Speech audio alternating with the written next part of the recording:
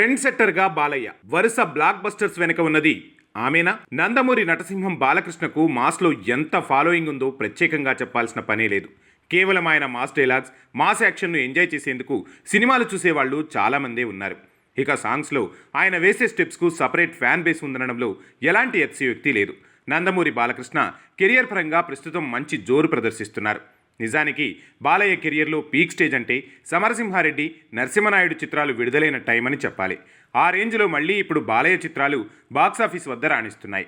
Senior హీరోల్లో Balayya వరుసగా 4 హిట్లు కొట్టడం అంటే రేర్ ఫీట్ అని చెప్పొచ్చు.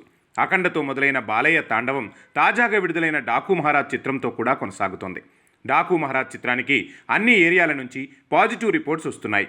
అఖండ, వీరసింహారెడ్డి, భగవంత్ కేసరి, డాకు మహారాజ్ ఇలా బాలయ్య 4 హిట్లు అందుకున్నారు. సింహ ముందు వరకు బాలయ్య నటించిన చాలా చిత్రాలు ట్రోలింగ్కి గురయ్యాయి. సింహ తర్వాత పరిస్థితి మెరుగుపడింది. ఇక అఖండ తర్వాత బాలయ్యలో స్పష్టమైన మార్పు కనిపిస్తోంది. బాలయ్యలో ఇంత మార్పుకి కారణమేంటి? వరుస హిట్లు ఎలా సాధ్యమవుతున్నాయని నెటిజన్లు చర్చించుకుంటున్నారు.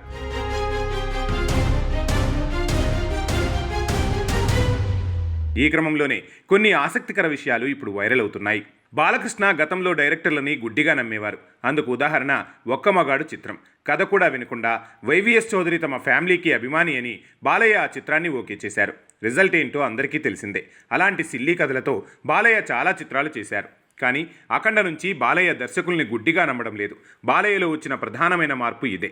కథా చర్చల్లో బాలయ్య బాగా ఇన్వాల్వ్ అవుతున్నారట. భగవంత్ కేసరి, డాకు మహారాజ్ చిత్రాల్లో బాలయ్య స్వయంగా కొన్ని ఐడియాలు కూడా ఇచ్చారట. అవసరమైన మార్పులు సూచించారట. తన ఫ్యాన్స్కి ఏం కావాలి అనేది బాలయ్య డైరెక్టర్లకి చెప్పేస్తున్నారట. బాలయ్యలో వచ్చిన మరో మార్పు ఏంటంటే ట్రెండ్కు తగ్గట్లుగా యువ దర్శకుల్ని ఎంచుకోవడం. అవుట్డేటెడ్ డైరెక్టర్లని పక్కన పెట్టేసి తన బాడీ లాంగ్వేజ్ పూర్తిగా తెలిసిన బోయపాటికి ప్రాధాన్యత ఇస్తున్నారు. అదేవిధంగా గోపీచంద్ మలినేని, అనిల్ రావిపూడి, బాబీ లాంటి యువ దర్శకులని బాలయ్య ఎంచుకుంటున్నారు.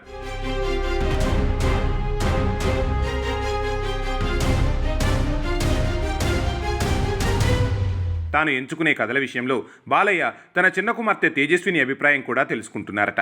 ఇటీవల తేజస్విని తన తండ్రి సినిమాల కథల ఎంపిక, ఇతర విషయాలను దగ్గరుండి చూసుకుంటున్నారనే టాక్ ఫిలిం వర్గాల్లో చక్కర్లు కొడుతోంది. ఇలా అన్ని జాగ్రత్తలు తీసుకుంటూ బాలయ్య వరుస హిట్లు కొడుతున్నారనే అభిప్రాయం వినిపిస్తోంది. అంతేకాదు తండ్రి మీద వస్తున్న ట్రోల్స్, ఆయన్ని కావాలని టార్గెట్ చేస్తూ పబ్లిక్లో జరుగుతున్న విషప్రచారాన్ని అంతం చేసేందుకే అన్స్టాపబుల్ షోను తీసుకొచ్చింది తేజస్విని. ఈ షో కారణంగా అప్పటిదాకా బాలయ్య అంటే అరుస్తాడు, అభిమానులను కొడతాడు అని మాత్రమే తెలిసిన జనాలకు నిజమైన బాలయ్య క్యారెక్టర్ తెలిసిందే.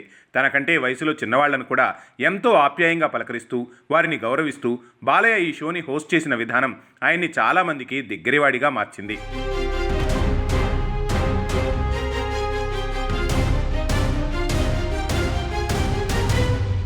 నిజానికి టాలీవుడ్లో సీనియర్ హీరోల పరిస్థితి ఏమాత్రం బాగాలేదు. కానీ సీనియర్ హీరోల్లో వరుసగా విజయాలు అందుకోవడమే కాకుండా నేటి తరం యూత్లో తనకంటూ మాస్ ఫాలోయింగ్ సంపాదించుకున్న హీరో బాలయ్యే.